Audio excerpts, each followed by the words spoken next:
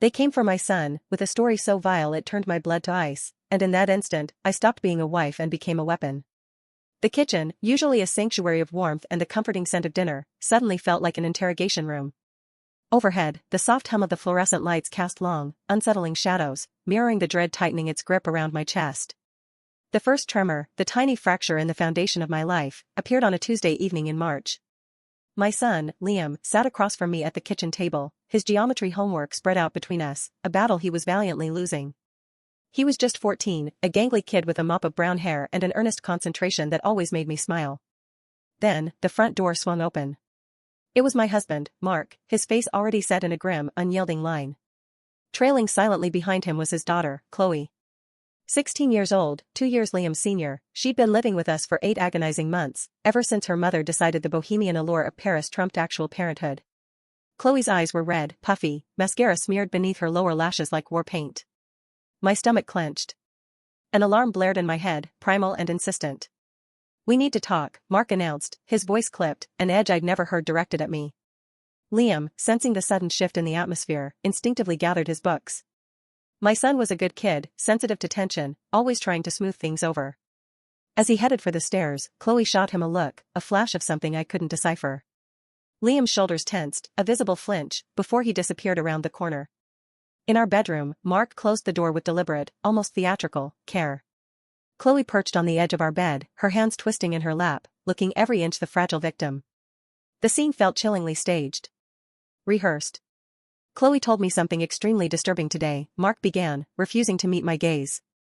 "About Liam?" My heart hammered against my ribs, a frantic bird trapped in a cage. "What about Liam?" Chloe's voice was small, trembling, barely audible. "He's been making me uncomfortable, touching me when you're not around, saying things." The words hit me like physical blows, a brutal assault. "No, what are you talking about? Liam would never." "She came to me crying after school," Mark interjected, his face flushed with a furious protective rage. "She's been terrified to say anything because she didn't want to cause problems." I stared at Chloe, searching her face for any sign of truth, any flicker of deception. She wouldn't look at me, her gaze fixed somewhere near my shoulder. Everything about this felt wrong. Deeply, fundamentally wrong. But Mark, my husband of 3 years, stood there, a protective wall between me and his daughter, effectively shutting me out.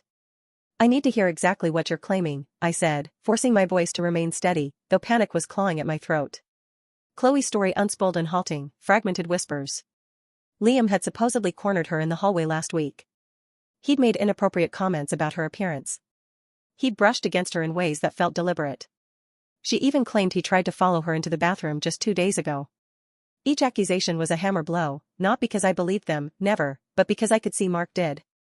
My husband, who once adored Liam, now stood there nodding, his face growing darker with each damning detail his daughter provided. "This is insane." I finally exploded. "Liam is 14 years old. He's never shown any behavior remotely like this. He's respectful. He's kind. You're his mother," Mark cut me off, his voice laced with disdain. "You're not objective. Chloe has no reason to lie." The certainty in his voice chilled me to the bone. We had built our blended family carefully, painstakingly, over the past 3 years. Mark had always been good with Liam, attending his track meets, helping with science projects. This sudden, vicious shift was disorienting, terrifying. "I want to talk to Liam," I insisted. "Absolutely not," Mark said firmly. "Not until we figure out how to handle this properly." That night, I lay awake, rigid beside Mark's rhythmic snoring. Chloe's accusations replayed in my mind, each one feeling more fabricated, more absurd than the last. My son was shy around girls, still awkward in his growing body, more interested in video games and cross-country running than anything else. The idea of him acting predatory? It was grotesque. But Mark's reaction terrified me more than the accusations themselves. He had swallowed his daughter's story whole, without question, without even a flicker of doubt. The very foundation of our marriage now felt like quicksand beneath my feet. The next morning, I waited until Mark had left for work before approaching Liam. He was eating cereal at the kitchen counter, scrolling through his phone, blissfully unaware. "Has anything unusual happened with Chloe lately?" I asked, my voice feigning casualness. His confusion was genuine. "Like what?" he mumbled, milk dribbling down his chin. "She barely talks to me." "Has she seemed upset? Or have you two argued about anything?" Liam shrugged. "She's always on her phone or locked in her room. We don't really interact that much." His nonchalance, his absolute lack of awareness, convinced me more than any passionate denial ever could.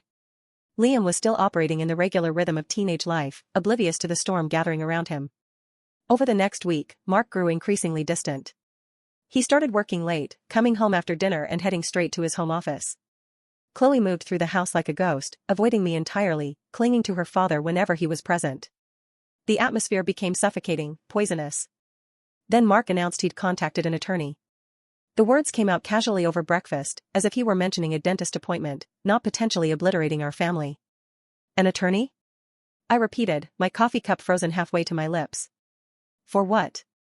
To understand our options, he said, not looking up from his tablet. We need to protect Chloe. The implication was clear, cutting. He saw Liam as a threat, something to be managed and contained.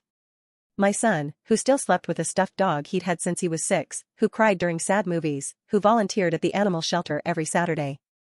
Mark, please, I said, reaching for his hand. He pulled away. Let's get them both into counseling. Let's actually investigate what's happening here before we blow up our entire family. My daughter's safety isn't negotiable, he replied coldly. If you can't see that, we have bigger problems. The thread hung in the air between us, heavy and unspoken, choose your son or choose this marriage, but it wasn't really a choice at all, and Mark knew it. I started documenting everything, times and dates, where everyone was in the house, any interactions I witnessed between Liam and Chloe. The pattern that emerged was stark. They barely occupied the same space. When they did cross paths, their exchanges were brief, unremarkable. Liam would say hi. Chloe would grunt a response. They'd go their separate ways. During this desperate surveillance of my own home, I noticed something else. Chloe spent hours on her phone, always angled away from view, always quickly switching screens if anyone approached. Her behavior grew more secretive, more calculated. She'd emerge from her room at strategic times, usually when Mark was home, making sure her presence was noted. The tension in the house became unbearable. Mark started sleeping in the guest room, claiming he needed space to think. What he really needed was distance from me, from the doubt I represented. Every conversation felt like navigating a minefield, each word carefully chosen to avoid triggering another argument. My work suffered. I'd sit at my desk, staring at spreadsheets, the numbers blurring. My mind constantly spun through scenarios, through possibilities. Colleagues noticed my distraction but were too polite to comment. How could I explain that my entire life was imploding because my stepdaughter had decided to weaponize a lie? One evening, I came home to find Mark had installed a lock on Chloe's bedroom door. The message was clear. Protection. From the perceived threat living under our roof. Liam noticed it too, though he didn't say anything. His face just closed off a little more, another layer of hurt settling over him like dust. I contacted Liam's school counselor, Ms. Evans, explaining the situation in vague terms. She'd known Liam since 6th grade and immediately offered support. That boy doesn't have a malicious bone in his body, she said firmly. I've worked with hundreds of kids over 20 years. You develop an instinct. Liam is one of the genuinely good ones.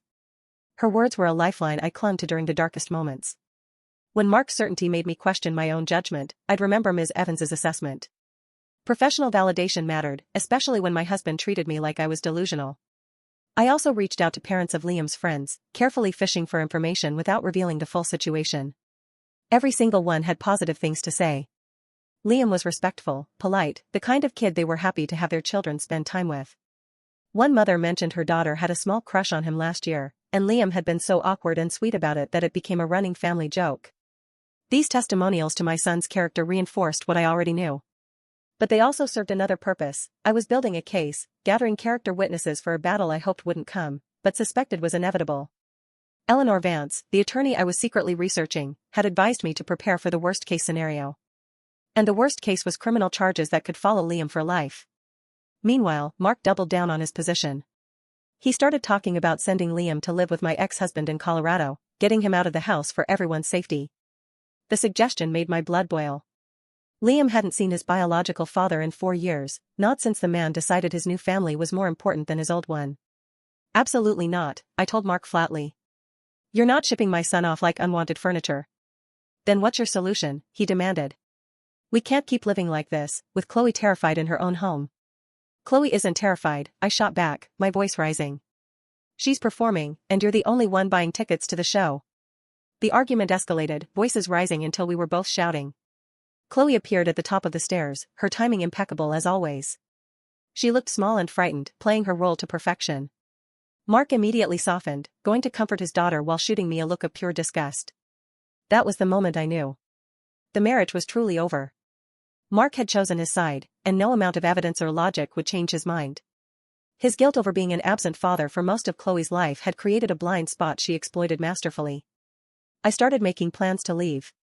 Quietly, carefully, I began separating our finances, closing joint credit cards, transferring money into accounts Mark couldn't access.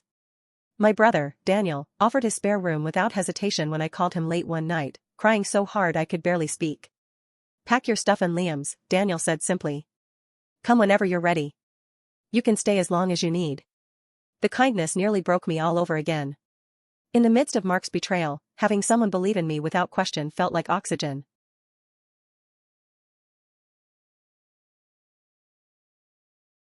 After drowning. One afternoon, I picked up Liam early from track practice. We stopped for burgers on the way home, and I watched my son devour 2 cheeseburgers while telling me about his improving race times. He was so normal, so innocent, so completely unaware of the bomb ticking beneath our lives. "Can I ask you something?" I ventured carefully. "How do you feel about Chloe living with us?" Liam considered this while working through a pile of fries. "She's fine, I guess. Kind of annoying sometimes. She uses all the hot water and takes forever in the bathroom." He paused. "Why?" "Just wondering how you're adjusting to having a stepsister." "It's whatever." He shrugged. "She mostly ignores me, which is cool. I've got my own stuff going on anyway." His indifference was damning to Chloe's narrative. A kid harboring inappropriate feelings wouldn't be this dismissive, this uninterested. But I knew Mark wouldn't see it that way. He twisted every piece of evidence to support his daughter's version of events. The breaking point came 3 weeks after the initial accusation. I came home from work to find Mark and Chloe sitting together on the couch, a police officer standing awkwardly by the fireplace. Officer Miller introduced himself, his presence filling our living room with an official, chilling gravity. "We filed the report," Mark announced, his voice tight with barely contained emotion. "To create a paper trail." The world tilted sideways. A police report meant permanent records, potential criminal charges. Liam's future, destroyed before it even began. My hand started shaking. "You called the police without even telling me?" I managed to ask, though my voice sounded distant to my own ears. "I'm doing what's necessary to protect my daughter," Mark said, and the emphasis on my cut deep. Officer Miller looked uncomfortable with the family drama unfolding before him. He asked Chloe several questions, taking notes on a small pad. She repeated her story with remarkable consistency. I had to give her that. Each detail matched what she'd told Mark, delivered with just the right amount of trembling emotion. When the officer asked to speak with Liam, I felt my protective instincts surge, a primal scream in my chest. "Not without an attorney present," I said firmly. Mark's eyes flashed with anger. "That makes him look guilty." "That protects his rights," I shot back, since apparently his stepfather has already decided he's some kind of predator. Officer Miller held up a calming hand. "Let's all take a breath here. Mrs. Rodriguez, I understand this is difficult. I have kids myself, but we need to follow proper protocol." Liam appeared at the top of the stairs, drawn by the raised voices. When he saw the uniform, confusion and fear crossed his face in rapid succession. He looked at me silently, asking what was happening, and I felt my heart shatter into 1,000 pieces. That night, after Officer Miller left with assurances that he'd be in touch, I packed bags for Liam and myself. Mark stood in the doorway of our bedroom, watching me throw clothes into a suitcase. "You're choosing him over Chloe," he said flatly. "Over the evidence, over common sense." "I'm choosing truth over lies," I replied, zipping the bag with more force than necessary. "And I'm protecting my son from a false accusation that you're too blind to see through. Chloe wouldn't lie about something like this." I turned to face him fully. "Wouldn't she? Do you really know your daughter that well? She lived with her mother for 14 years, and you've had her for 8 months. You're operating on hope and guilt, not knowledge." Something flickered in Mark's expression, quickly suppressed. Maybe doubt, maybe recognition. But he'd committed too far to back down now. "If you walk out that door," he said, his voice cold and final, "don't come back." "I never planned to," I replied. We stayed with my brother Daniel for the first week. His apartment was cramped, but he didn't ask questions. He just helped Liam set up the pull-out couch and ordered pizza. My son retreated into himself, barely speaking, jumping at sudden sounds. The weight of the accusation was crushing him, even though he didn't fully understand it yet. I hired an attorney named Eleanor Vance, a stern woman in her 50s who specialized in defending juveniles. She listened to everything with sharp, intelligent eyes, taking meticulous notes, asking pointed questions. The good news is there's no physical evidence because nothing happened, Eleanor said during our second meeting. The bad news is it's still, she said, and in the current climate, accusations alone can be devastating. So what do we do? I asked, feeling utterly helpless. We build a counter-narrative, she stated. We gather character witnesses, document Liam's whereabouts and behaviors, and we investigate Chloe, because teenagers don't usually make accusations like this without motivation. The word motivation stuck with me. What would drive a 16-year-old girl to falsely accuse her stepbrother of something so serious? I started digging into Chloe's life, looking for answers. Social media provided the first clue. Chloe's Instagram was set to private, but her friend Olivia's account was public. Photos from the past few months showed Chloe at parties I knew nothing about, holding red cups, making duck faces with groups of kids who looked older than high school age. In one photo, tagged at a location 40 miles from our house on a Tuesday night when she'd supposedly been home studying, Chloe wore a tight dress and heavy makeup I'd never seen her in. I screenshotted everything, building a digital file of evidence. Eleanor had warned me to be thorough, to leave no stone unturned. The deeper I looked, the more a picture emerged of a girl leading a double life, one her father knew nothing about. My breakthrough came from an unlikely source. Liam's friend, Jake, mentioned in passing that some kids at school were saying Chloe had a boyfriend, an older boyfriend, college age. The information seemed irrelevant until I connected it to her late-night absences and secretive phone behavior. I reached out to a private investigator recommended by Eleanor. Arthur Jenkins was a former police detective who now handled domestic cases. He was expensive, but I drained my savings account without hesitation. My son's future was worth every penny. Arthur worked fast. Within a week, he had a name, Dylan Carter, 23 years old, currently on probation for drug possession. He'd been seeing Chloe for at least 3 months, picking her up from locations near our house and taking her to his apartment across town. Your husband has no idea, Arthur asked, sliding photos across his desk. They showed Chloe getting into Dylan's beat-up Honda, kissing him at a gas station, entering his apartment building at night. Mark sees what he wants to see, I said bitterly. A perfect daughter who needs protection from my terrible son. There's more, Arthur continued. Dylan has a record. Nothing violent, but multiple drug charges, theft, violating probation. If Chloe's father knew she was involved with this guy, he'd lose his mind. Understanding dawned slowly, sickeningly. Chloe wasn't being victimized by Liam. She was creating a smokescreen to hide her own activities. By making Mark focus on a threat inside the house, he wasn't paying attention to what was happening outside it.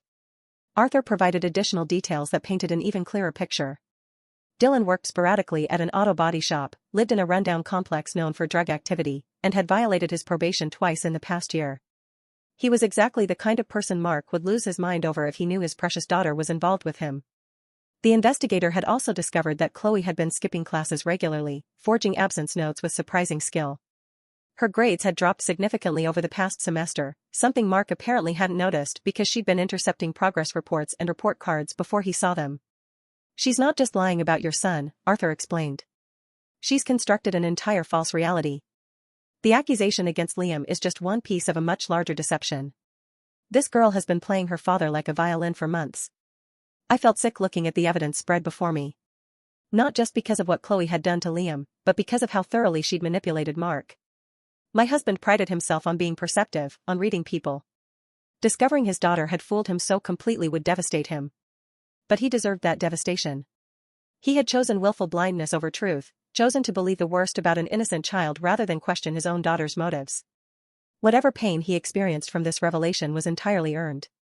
Arthur also uncovered something I hadn't expected. Chloe had a history at her previous school in New York.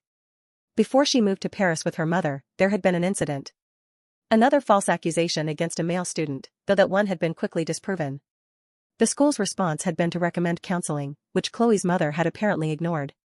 So, she's done this before, I said, my voice hollow. Pattern of behavior, Arthur confirmed. She uses accusations as weapons when she feels threatened or cornered. The previous incident happened right before her mother discovered she was dating a boy the mother disapproved of. He paused. Sound familiar? The parallels were chilling. Chloe had a playbook, and she'd simply run the same play again with different victims. Liam had been unlucky enough to be in the wrong place at the wrong time when she needed a distraction. Armed with this information, I felt my resolve harden into something diamond sharp. This wasn't just about clearing Liam's name anymore. It was about stopping a pattern, about preventing Chloe from doing this to someone else down the line. If Mark wouldn't hold his daughter accountable, I would force the issue.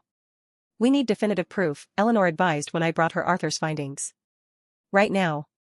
It shows she's dishonest about her activities, but we need to connect it directly to the false accusation. The opportunity came sooner than expected. Mark called me 2 days later, his voice strained.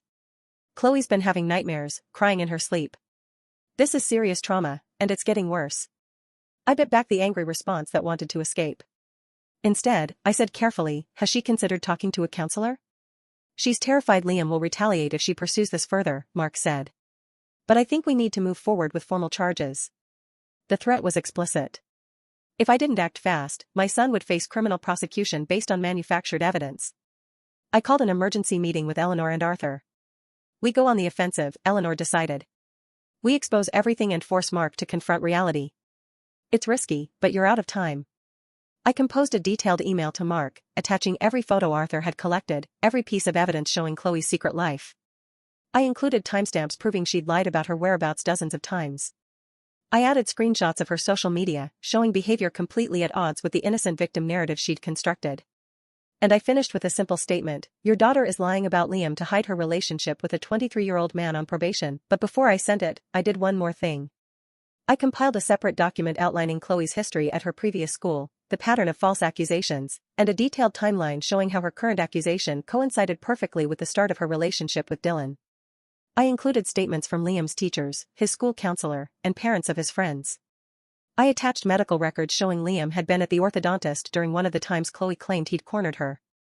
The evidence was overwhelming, irrefutable. Even Mark, in his most stubborn state of denial, would have difficulty dismissing this mountain of proof. I saved everything to a secure cloud drive and sent copies to Eleanor, just in case Mark tried to claim I'd fabricated anything. Then I called my brother. I'm sending it tonight, I told Daniel. Tomorrow, everything changes. You sure you're ready for the fallout? He asked gently. I'm ready for the truth to matter more than Mark's feelings, I replied. Liam deserves that much. I hit send at midnight, then lay awake waiting for the explosion. Mark called at 6 o'clock in the morning. We need to meet. Now. We chose a coffee shop halfway between Daniel's apartment and what used to be my home. Mark looked like he hadn't slept, his eyes red-rimmed and hollow. He had his laptop open when I arrived, the photos displayed on the screen. In the harsh morning light of the coffee shop, Mark looked like a stranger. The man I'd married 3 years ago had been confident, self-assured, quick to smile. The person sitting across from me now seemed diminished, his shoulders hunched as if bearing invisible weight. I stayed up all night going through everything, he said quietly, not meeting my eyes. Every photo, every document, every statement. I must have read it all 5 times. And? I prompted, though I could already see the answer in his defeated posture. I went to her room around 4 in the morning, woke her up, and made her look at the evidence with me. At first, she tried to deny it. Said the photos were doctored, that you'd made everything up because you were protecting Liam. But you didn't believe her this time, I stated rather than asked. Mark shook his head slowly. I wanted to. God help me, I wanted to believe my daughter. But the evidence was too thorough. Phone records don't lie. GPS data doesn't lie. And when I confronted her with the information about her previous school, something in her just broke. He rubbed his face with both hands, looking older than his 42 years. She admitted everything. The boyfriend, the sneaking out, the failing grades she'd been hiding. And she admitted that the accusation against Liam was fabricated to keep my attention elsewhere. Hearing him say it brought no satisfaction, only a hollow ache. Vindication felt empty when it came at such cost. How long have you known? He asked without preamble. About a week. I hired an investigator after you filed that police report. He scrolled through the images, his jaw working. This doesn't prove she lied about Liam. Mark, look at the pattern. She's been sneaking out to see this guy for months. You had no idea because she created a distraction by accusing Liam. She made you focus on a fake threat so you wouldn't notice the real problem. You're twisting this to protect your son, he insisted, but the certainty had drained from his voice. I leaned forward. I have phone records showing she texted Dylan the same night she first made the accusation. Want to know what she said? Got my dad focused on something else for a while. Arthur had gotten the records through Dylan's probation officer. Mark's face went pale.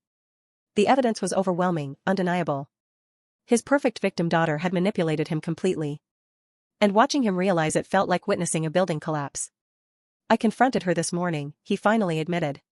Before you got here. I showed her the photos. And she admitted it.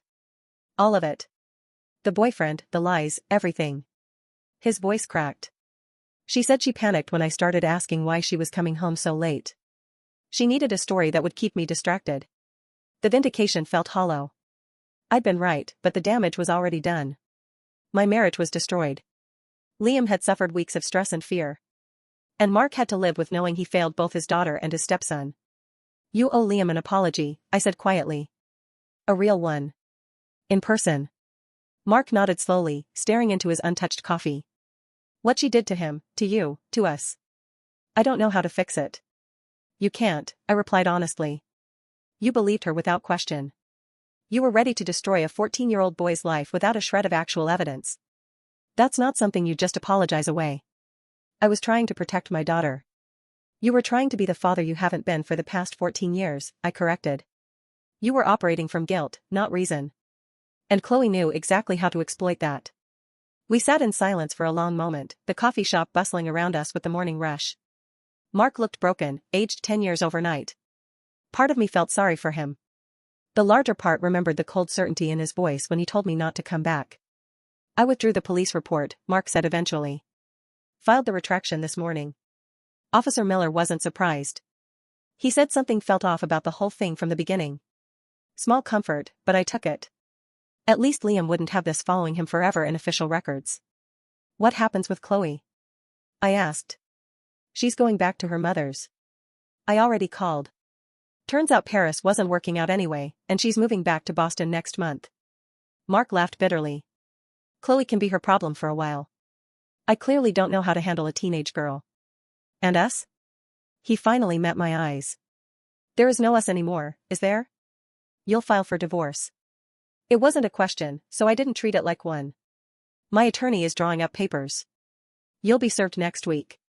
Mark nodded, accepting the inevitable. I'll sign whatever you want. The house, assets, whatever. I owe you at least that. I don't want your guilt money, I said sharply. I want a fair division and full custody of Liam, with no visitation for Chloe. Ever. Done. We stood simultaneously, two people who'd once promised forever, now eager to escape each other's presence. At the door, Mark caught my arm. Tell Liam I'm sorry, he said, his voice pleading. Tell him I know it doesn't mean anything, but I'm sorry. Tell him yourself, I replied, pulling away. You owe him that much. Mark did come by Daniel's apartment 3 days later. I left them alone in the small living room, listening from the kitchen as my ex-husband stumbled through an apology to my son. Liam's responses were monosyllabic, guarded. The easy relationship they'd once had was gone, destroyed as thoroughly as our marriage. Through the thin walls, I heard Mark's voice crack as he tried to explain his actions. He talked about failing as a father to Chloe for so many years, about overcompensating, about wanting so desperately to believe his daughter that he'd abandoned all reason. The excuses sounded hollow even to my ears, and I knew they landed even worse with Liam. My son said very little in response, an occasional okay or I guess that carried no forgiveness. Only exhaustion. Mark had wanted Liam to understand his perspective, but understanding and absolving are completely different things. A 14-year-old shouldn't have to parse the complex psychology of adult failures. When Mark finally stood to leave, I heard him ask if they could maybe throw a football around sometime, try to rebuild what they'd had. The silence that followed was painful. Then Liam's quiet voice, I don't think so. Not right now. Maybe not ever. The finality in those words must have crushed Mark, but he'd earned every ounce of that rejection. He taught Liam a brutal lesson about how quickly trust could be destroyed, and how thoroughly adults could fail the children depending on them. When Mark left, Liam came into the kitchen and hugged me, something he hadn't done in months. At 14, he was already taller than me, but in that moment, he felt small and young again. I don't understand why she did it, he said into my shoulder. I barely even talked to her. Some people hurt others to protect themselves, I explained, smoothing his hair. It wasn't about you. You were just convenient. Mark really thought I did those things. He wanted to believe his daughter. Parents do foolish things sometimes when they're trying to make up for past mistakes. Liam pulled back, looking at me seriously. You never doubted me. Not once, I confirmed. Not for a second. I know who you are. Nobody can tell me different. The divorce proceedings moved quickly once Mark committed to not fighting. He signed over his share of the home equity, agreed to my custody terms, and transferred half of his retirement account without contest. His attorney seemed surprised by how thoroughly he'd capitulated, but I understood. Mark wasn't being generous. He was punishing himself. Chloe moved to Boston before the papers were finalized. I heard through mutual friends that she'd broken up with Dylan after her father threatened to report him for statutory involvement with a minor. She started therapy, apparently working through her issues with a professional instead of destroying innocent people. I felt no sympathy for her consequences. She'd been willing to ruin Liam's entire future to cover her own bad choices. The fact that she was 16 didn't excuse the calculated cruelty of her actions. Liam and I moved into a smaller house across town once the divorce settled. Fresh start, new neighborhood, away from the memories. His track coach from school helped him transfer to a team in our new district. And slowly, gradually, my son started smiling again. The new house was a 2-bedroom ranch with a fenced backyard and outdated kitchen counters that I promised myself I'd eventually replace. It was roughly half the size of the home Mark and I had shared, but it felt more like ours than that place ever had. Liam picked the bedroom with better natural light for his growing collection of track medals and science fair ribbons. We established new routines in that house. Saturday morning pancakes became our tradition, something we'd never done before because Mark preferred going out for breakfast. Liam started inviting friends over again, his laughter echoing through the hallways as teenage boys do when they're comfortable and safe. The sound was medicine for both of us. His grades improved almost immediately. Teachers commented on his renewed focus and participation in class. Ms. Evans called to tell me she'd never seen such a dramatic positive shift in a student after a difficult period. Removing the constant stress of living under suspicion had freed Liam to be himself again. Eleanor Vance sent a final bill with a note attached: "Your instinct to fight was right. Trust yourself." The words meant more than she probably knew. I doubted myself so many times during the ordeal, wondering if I was being blind or defensive. But a mother knows her child, and I'd known Liam was innocent from the first accusation. 6 months after everything imploded, I ran into Mark at a grocery store. We did the awkward dance of former spouses, exchanging stilted pleasantries while avoiding real conversation. He looked tired, diminished somehow. Before we parted, he asked about Liam. "He's good," I said simply. "Back to normal, mostly. Still runs track. Still gets A's in math and C's in English." "I'm glad," Mark replied, and seemed to mean it. Tell him I think about him sometimes. I hope he's doing well." I didn't promise to pass along the message. Some bridges, once burned, don't need rebuilding. As I drove home with groceries in the trunk and the afternoon sun warming the dashboard, I thought about the chain of events that had brought me here. A false accusation, a destroyed marriage, thousands spent on attorneys and investigators. On paper, it looked like devastation. But Liam was safe. His name was clear. His future remained intact.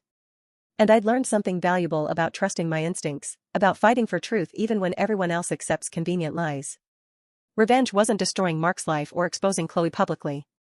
Revenge was simply refusing to let them win, refusing to let evil triumph through inaction.